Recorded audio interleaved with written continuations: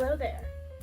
You must be wondering, where have you been all day? We haven't seen a single interesting thing from you. Well, let me tell you where I have been. I have just spent my morning scrolling through the deep, as we once used to say. Scrolling through the deep of what, you might ask? That would be my secret, personal, hidden One Direction Twitter fangirl account. Although this was not my personal Twitter, I did share many personal thoughts and feelings and hormones.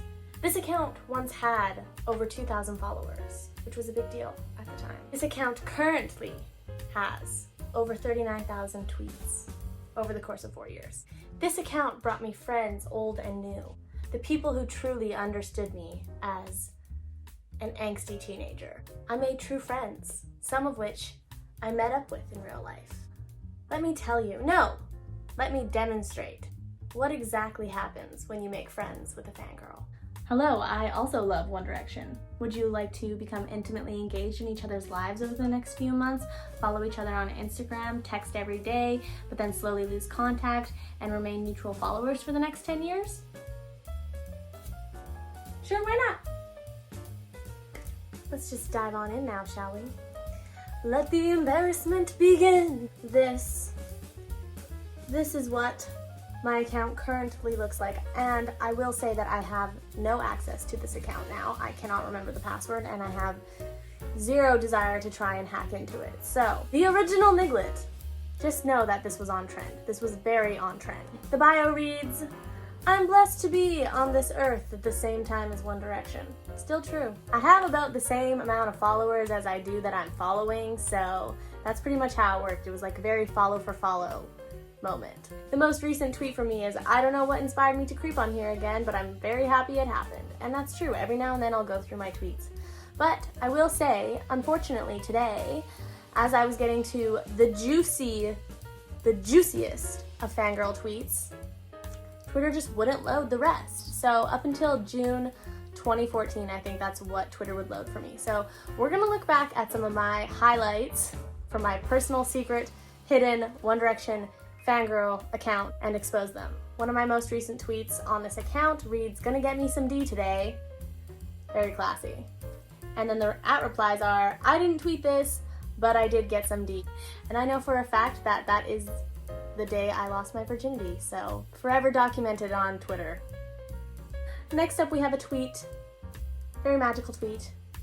It's Christmas Eve and all that matters is Louis Tomlinson. So for those of you who don't know, Louis Tomlinson's birthday is Christmas Eve, December 24th. So every Christmas Eve it would always be, Twitter would basically become a shrine to Louis Tomlinson. The thing that I love most about this Twitter account is that I shared things on there that I wouldn't have posted on Facebook or Instagram like so publicly, like in the fear of being judged. So to avoid judgment, I would post everything on this Twitter account. And reading this tweet, you should all know that I got into film school in Vancouver and I'll be starting classes in the spring. Like, that is a milestone for me. I look at this tweet now and I'm like, she did it. She's really doing it. She did it. I'm so proud of her.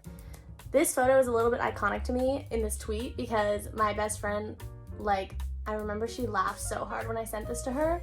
As soon as I got home from work that day, I went and listened to the newest One Direction album that had just come out, and I was just living in Vancouver for a few weeks at the time.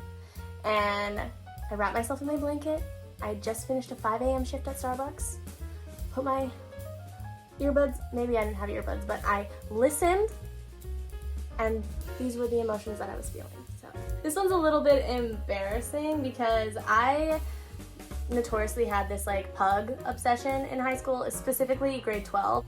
I'm almost certain that most of my Facebook friends from high school, if there was any kids from high school on my Facebook, they unfriended me because of my pug obsession. I would only post things on Facebook about pugs.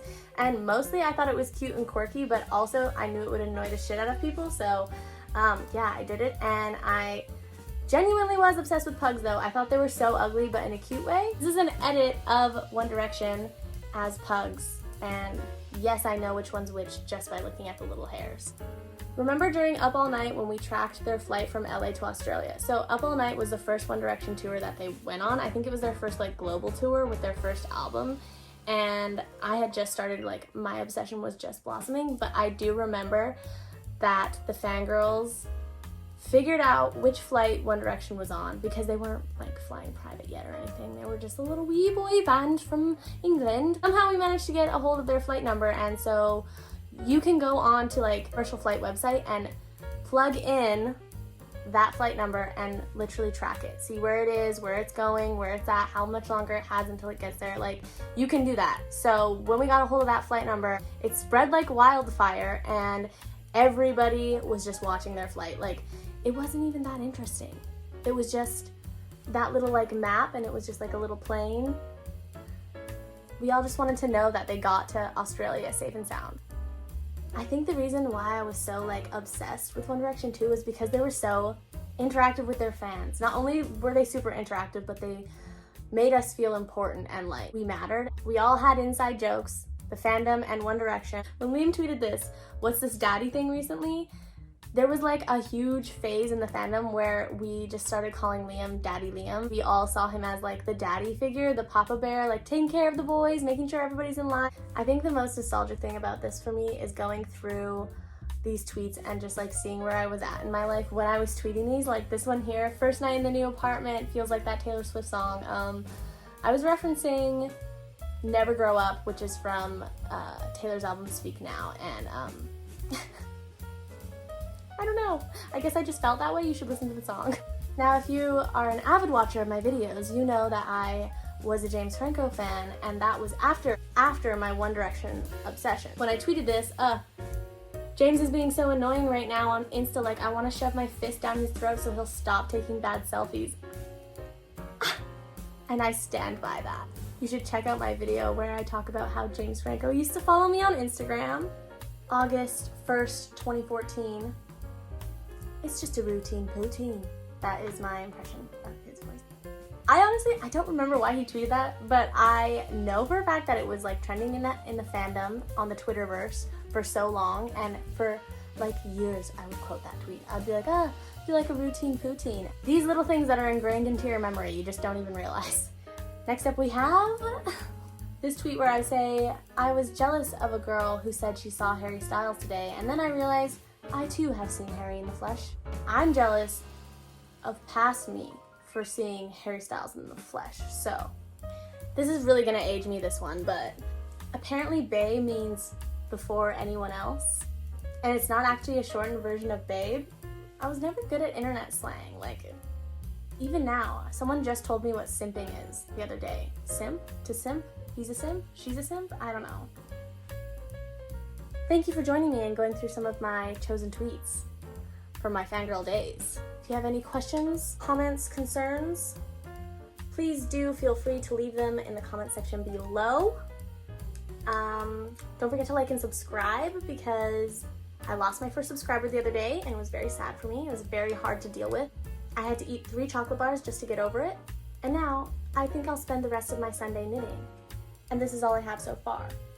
Thanks for watching this video with me. I'm definitely not watching it, but glad that you are. So if you want, you can stalk me on social media at Liam Payno or at Call Me Quartz with an X because Call Me Quartz without an X was not available. So figure it out which one you would like to creep through. Hopefully my present Twitter account, which is where I post all of my brilliant thoughts and emotions. Give me a follow. Tell me you found me on YouTube and I'll follow you back. It'll be great. We'll be friends. It'll be like the fangirl days. Thank you for taking time to watch this video. I know it wasn't very vloggy today, but it is Sunday and I did want to take kind of like a chill day. So thanks for stopping by and I'll see you tomorrow. Bye.